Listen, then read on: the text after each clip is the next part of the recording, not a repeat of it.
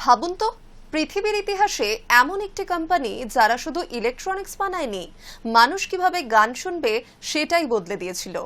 Cassette তাদের সৃষ্টি, compact disc বা সিডি সেখানেও ছিল তাদের হাত, ডিভিডি, ব্লুরে, প্রতিটি বড় প্রযুক্তিগত বিপ্লবের পেছনে ছিল এই এক কোম্পানি।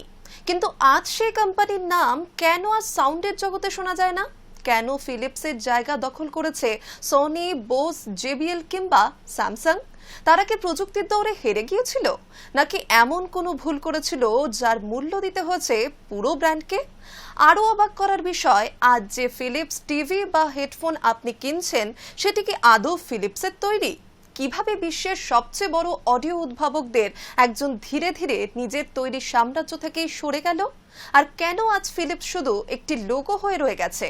আজকের ভিডিওতে জানাবো সেই অবিশ্বাস্য ইতিহাস, যা প্রযুক্তি জগতের সবচেয়ে নীরব অথচ সবচেয়ে শিক্ষণীয় গল্পগুলির একটি।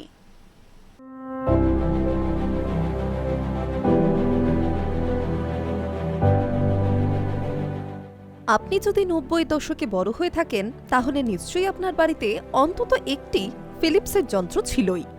হয়তো একটা টেপ রেকর্ডার, একটি রেডিও, একটা সিডি প্লেয়ার কিংবা টেলিভিশন। তখন ফিলিপস শুধু একটি ব্র্যান্ড ছিল না, ছিল বিশ্বাসের আরেক নাম।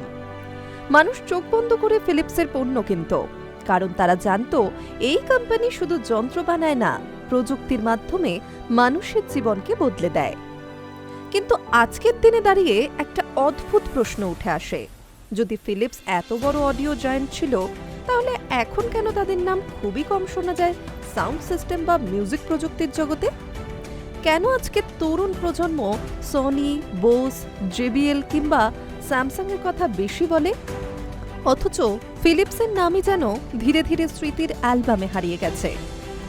এই প্রশ্নের উত্তর লুকিয়ে আছে এমন এক ব্যবসায়িক যাত্রায়, যেখানে কোনো বড় কেলেঙ্কারি নেই, কোনো নাটকীয় পতন নেই, কোনো একদিনে সব শেষ হয়ে যাওয়ার গল্পও নেই। বরং এটি এমন এক প্রতিষ্ঠানের কাহিনী যা নিজেদের সবচেয়ে বড় শক্তিকেই ধীরে ধীরে ছেড়ে দিয়েছিল। আজকের গল্প সেই উত্তর খুঁজবে, একটি লোগোর আড়ালে লুকিয়ে থাকা গল্প। আজ যদি আপনি কোনো ইলেকট্রনিক্স দোকানে যান, ফিলিপস নামে টিভি, হেডফোন, সাউন্ড বার কিংবা অন্যান্য পণ্য দেখতে পাবেন। অনেকেই ভাববেন এই পণ্যগুলি নিশ্চয়ই সেই ঐতিহ্যবাহী ডাচ কোম্পানির তৈরি, কিন্তু বাস্তবতা সম্পূর্ণ আলাদা। আজকের দিনে ফিলিপস নামটি অনেক ক্ষেত্রে একটি লাইসেন্স প্রাপ্ত ব্র্যান্ড, অর্থাৎ অন্য কোম্পানি পণ্য তৈরি করছে আর ফিলিপস শুধু নিজের নাম ব্যবহারের অনুমতি দিচ্ছে। কিন্তু প্রশ্ন হলো, যে কোম্পানি ক্যাসেট, কম্প্যাক্ট ডিস্ক, আধুনিক অডিও প্রযুক্তির অন্যতম পথিকৃৎ ছিল, তারা কেন নিজেরাই সাউন্ড ইন্ডাস্ট্রি ছেড়ে চলে গেল? 1891 সালে ছোট্ট একটি কারখানা থেকে যাত্রা। ফিলিপসের জন্ম 1891 সালে নেদারল্যান্ডসের একটি শহরে। প্রতিষ্ঠাতা ছিলেন জেরার্ড ফিলিপস এবং তার বাবা ফ্রেডরিক ফিলিপস। তখন তাদের একমাত্র ব্যবসা ছিল বৈদ্যুতিক বাতি তৈরি। সেই সময় কেউ ভাবতেই পারেনি এই ছোট্ট কোম্পানি একদিন বিশ্বের সবচেয়ে বড় প্রযুক্তি প্রতিষ্ঠানের অন্যতম হয়ে উঠবে। শুধু লাইট বাল্ব নয়, গবেষণায় ছিল আসল শক্তি। 20 শতকের শুরুতেই ফিলিপস বুঝেছিল শুধু পণ্য তৈরি করলেই হবে না, নতুন প্রযুক্তি আবিষ্কার করতেই হবে। এই ভাবনা থেকেই তৈরি হয় নাট ল্যাব। এই গবেষণাগার থেকে জন্ম নিয়েছে অসংখ্য প্রযুক্তি, যা আধুনিক পৃথিবীকে বদলে দিয়েছে। ফিলিপসের সবচেয়ে বড় সম্পদ ছিল তাদের বিজ্ঞানী ও ইঞ্জিনিয়াররা। ক্যাসেট, যে আবিষ্কার বদলে দিয়েছিল পৃথিবী। 1963 সালে ফিলিপস নিয়ে আসে কম্প্যাক্ট ক্যাসেট। আজকের তরুণদের কাছে এটি শুধু একটি পুরনো প্রযুক্তি, কিন্তু তখন এটি ছিল এক বিপ্লব। প্রথমবার মানুষ নিজের হাতে গান রেকর্ড করতে পারল, নিজের কণ্ঠ সংরক্ষণ করতে পারল। ছোট্ট একটি টেপে পুরো অ্যালবাম বহন করা সম্ভব হলো। গাড়িতে, বাড়িতে, স্কুলে, অফিসে সব জায়গায় পৌঁছে গেল সঙ্গীত। সিডির জন্ম, ডিজিটাল যুগের সূচনা। এরপর এলো আরও বড় বিপ্লব। সনি এবং ফিলিপস যৌথভাবে তৈরি করল কম্প্যাক্ট ডিস্ক বা সিডি। এটি শুধু ডিস্ক ছিল না, এটি ছিল সঙ্গীতের ডিজিটাল ভবিষ্যৎ। পরবর্তী কয়েক দশক ধরে পৃথিবীর কোটি কোটি মানুষ সিডিতেই গান শুনেছে। পুরো মিউজিক ইন্ডাস্ট্রির অর্থনীতি বদলে গিয়েছিল এই সময়। ডিভিডি ও ব্লু রে আবারও সামনের সারিতে ফিলিপস। অনেকেই ভাববেন সিডির পর ফিলিপস থেমে গিয়েছিল, আসলে তা নয়। ডিভিডি প্রযুক্তি তৈরিতেও ফিলিপস ছিল অন্যতম। ব্লু রে ডিস্ক তৈরির ক্ষেত্রেও তারা গুরুত্বপূর্ণ ভূমিকা পালন করে, অর্থাৎ ভবিষ্যতের প্রযুক্তি তৈরির বৈঠকে ফিলিপস সবসময় উপস্থিত ছিল। তাহলে সমস্যা কোথায় শুরু হলো? 1990-এর দশকের শেষ থেকে বিশ্ববাজার বদলাতে শুরু করে। চীন, দক্ষিণ কোরিয়া এবং অন্যান্য ত্রিদেশীয় দেশ কম খরচে ইলেকট্রনিক্স তৈরি করতে শুরু করে। একই সঙ্গে বাজারে প্রতিযোগিতা বেড়ে যায়, লাভের মার্জিন কমতে থাকে। বিনিয়োগকারীরা চাপও দিতে থাকেন, যে ব্যবসায় লাভ কম সেটা ছেড়ে দাও। ফিলিপস সেই পথেই হাঁটল। একের পর এক ব্যবসা বিক্রি। এরপর শুরু হলো বড় পরিবর্তন। ক্রমে বিক্রি বা আলাদা করে দেওয়া হলো সেমিকন্ডাক্টর বিভাগ, অডিও বিভাগ, টেলিভিশন ব্যবসা, কনজিউমার ইলেকট্রনিক্স, মিউজিক সিস্টেম। একসময়ের ইলেকট্রনিক্স জায়ান্ট ধীরে ধীরে নিজের পুরনো পরিচয় হারাতে শুরু করল। সবচেয়ে আবেগের সিদ্ধান্ত, লাইটিং ব্যবসাও বিদায়। 2016 সালে ফিলিপস তাদের লাইটিং ডিভিশনও আলাদা করে দেয়। 2018 সালে সেই প্রতিষ্ঠানের নাম হয় সিগনিফাই। ভাবুন, যে কোম্পানির জন্মই হয়েছিল লাইট বাল্ব দিয়ে, সেই কোম্পানির কাছে আর লাইট বাল্ব ব্যবসা নেই। এটি শুধু ব্যবসায়িক পরিবর্তন নয়, এটি ছিল ইতিহাসের এক যুগের সমাপ্তি। কিন্তু তবুও গবেষণা থামেনি। একটি বিষয় খুবই গুরুত্বপূর্ণ, ফিলিপস কখনো উদ্ভাবন বন্ধ করেনি। তারা সুপার অডিও সিডির উন্নয়নে কাজ করেছে, ডিভিডি ও ব্লু রের উন্নয়নেও অংশ নিয়েছে। তাদের ইঞ্জিনিয়াররা এখনও বিশ্বের অন্যতম সেরা ছিলেন।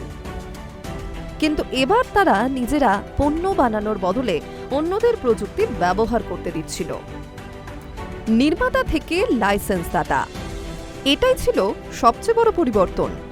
আগে ফিলিপস নিজেই পণ্য ডিজাইন করত, নিজেই উৎপাদন করত, নিজেই বিক্রি করত। এখন তারা শুধু ব্র্যান্ডের মালিক। অন্য কোম্পানি পণ্য তৈরি করছে, ফিলিপস শুধুই লাইসেন্স ফি পাচ্ছে। আর এরপরে প্রশ্ন উঠছে, আজকের ফিলিপস হেডফোন কি সত্যিই ফিলিপসের? বাজারে যে ফিলিপস ব্র্যান্ডের হেডফোন, স্পিকার বা সাউন্ড বার দেখা যায়, তার বেশিরভাগই অন্য নির্মাতার তৈরি। ফিলিপস শুধু তার লোগো ব্যবহারের অনুমতি দেয়। গ্রাহক একই লোগো দেখেন, কিন্তু পণ্যের পেছনে কোম্পানি বদলে গেছে। ফুনাই থেকে স্কাইওয়ার্থ, এক লোগোর দীর্ঘ যাত্রা। উত্তর আমেরিকায় বহু বছর ফিলিপস ব্র্যান্ডের টিভি তৈরি করত জাপানের ফুনাই। তারপর ফুনাই আর্থিক সংকটে পড়ে। 2024 সালে প্রতিষ্ঠানটি দেউলিয়া হয়ে যায়। 2025 সালে স্কিনের স্কাইওয়ার্থ এই ব্যবসার দায়িত্ব নেয়। অর্থাৎ ডাচ ব্র্যান্ড, জাপানি লাইসেন্স, চীনা উৎপাদন, আমেরিকান বাজার, এই পুরো যাত্রায় একমাত্র অপরিবর্তিত থেকেছে ফিলিপস নামটি। এবার আমরা জানব, ফিলিপস কি সত্যিই ব্যর্থ? একেবারেই নয়। ব্যবসায়িকভাবে তারা সফল। আজকের ফিলিপস মূলত health technology company. MRI scanner, city scanner, ultrasound, patient monitor, hospital imaging system, এই সব ক্ষেত্রেই তাদের বিশ্বের অন্যতম বড় প্রতিষ্ঠান। তাদের প্রযুক্তি প্রতিদিন অসংখ্য মানুষের জীবন বাঁচাতে সাহায্য করছে। তাহলে প্রশ্ন ওঠে যে ট্র্যাজেডি কোথায়? ফিলিপস ধ্বংস হয়নি, দেউলিয়াও হয়নি, ব্যবসাও হারিয়ে যায়নি। তাদের ট্র্যাজেডি অন্য জায়গায়। যে কোম্পানি পৃথিবীকে গান শোনার নতুন নতুন মাধ্যম দিয়েছিল, একদিন সেই কোম্পানি সঙ্গীতের ব্যবসা ছেড়ে চলে গেল। তাহলে এই গল্প আমাদের কি শেখায়? ফিলিপসের ইতিহাস একটি বড় শিক্ষা দেয়। সবচেয়ে বড় উদ্ভাবক হওয়া মানে সেই শিল্পে চিরকাল থাকা নয়। ল্যাবরেটরির প্রতিভা বাজারের সাফল্যের নিশ্চয়তা দেয় না।